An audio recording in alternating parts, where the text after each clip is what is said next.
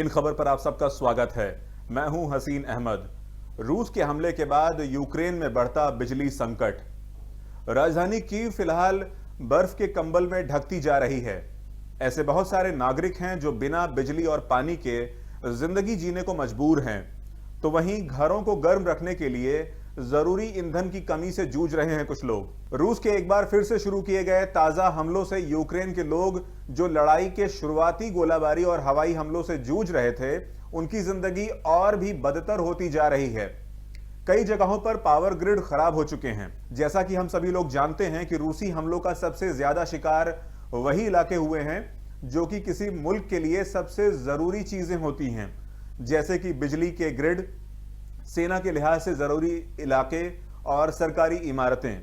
हमें यह जान लेना जरूरी है कि यूरोप के देशों में सर्दी के मौसम की शुरुआत से ही वहां लोगों को अपने घरों और कामकाज वाली जगहों को गर्म रखना जिंदगी जीने की बुनियादी शर्त है। वहां तापमान कई बार -40 डिग्री सेल्सियस के आसपास भी चला जाता है, जो कि बिना बिजली या किसी ईंधन के चला पाना बहुत ज्यादा मुश्किल है। राजधानी कीव में अभी के ताजा हालात कुछ ऐसे हैं कि अगर किस्मत अच्छी हो तो लोगों को 4 घंटे की बिजली नसीब हो ही जाती है।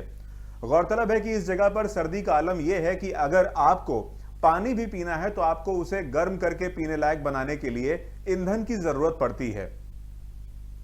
रूस यूक्रेन को ठंड और अंधेरे से तोड़ना चाहता है।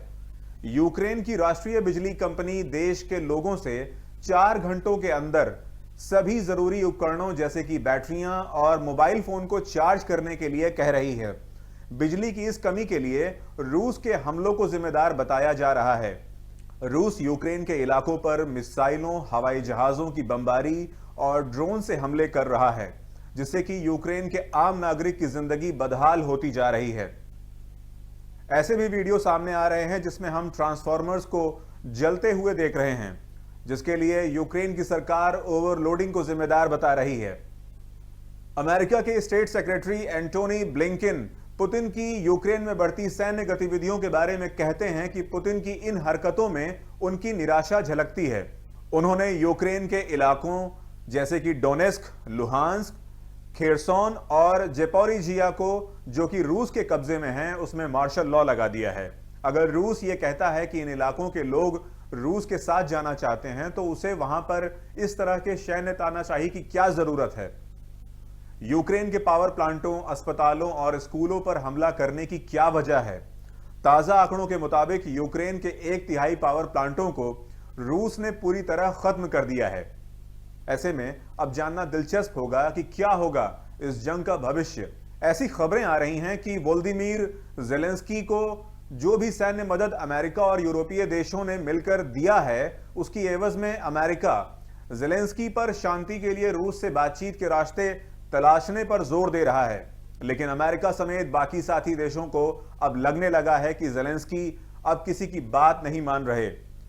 इस जंग को लंबा खींचना चाहते हैं और परिणाम कुछ भी निकलते हुए नजर आ नहीं रहे हैं। शांति के लिए की जाने वाली अंतरराष्ट्रीय कोशिशों को ज़ेलेंस्की लगातार नजरअंदाज कर रहे हैं और ऐसा माना जा रहा है कि जानबूझकर वो ऐसी शर्तें रख देते हैं कि इन तमाम मुद्दों के ऊपर बातचीत हो नहीं पा रही है।